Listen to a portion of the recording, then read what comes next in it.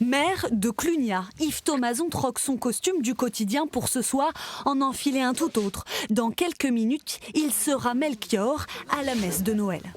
Hop, transformé en roi mage. Normalement, les rois mages, ils arrivent le 6 janvier. Ah oui, mais Qu'est-ce qu'ils font là ce soir là? Normalement, les rois mages ne sont pas dans la crèche. Mais pour une meilleure organisation, s'il avait fallu qu'on fasse une messe de 10 jours, ça aurait été long. Donc on les a fait venir aujourd'hui. Participer à la crèche vivante, c'est un rituel devenu pour beaucoup d'habitants une véritable histoire familiale. Moi, ça fait depuis toute petite, donc quand j'avais 3-4 ans à mon avis.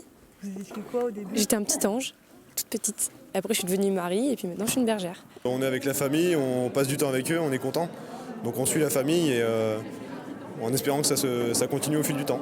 Marie-Joseph, les moutons, tous sont réunis. Il ne manque que le bœuf et l'âne qui ne rentraient pas dans l'église. La crèche vivante célèbre sa 52e année à Clunia, une tradition pour illustrer l'évangile.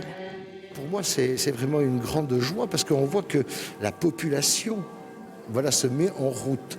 Voilà, croyants comme non-croyants, eh bien, on va véritablement faire de cette crèche vivante une animation et qui va donner tout son poids à la messe que nous allons célébrer. L'an dernier, la crise sanitaire avait eu raison de l'événement. Alors ce 24 décembre, ses habitants l'attendaient de pied ferme. Une année sans, voilà, ça fait beaucoup, ça fait un trou. Venir à la messe, c'est bien, mais le fait d'avoir une crèche vivante, je trouve encore mieux. Et les villageois se pressent pour la découvrir chaque année dans un nouveau décor.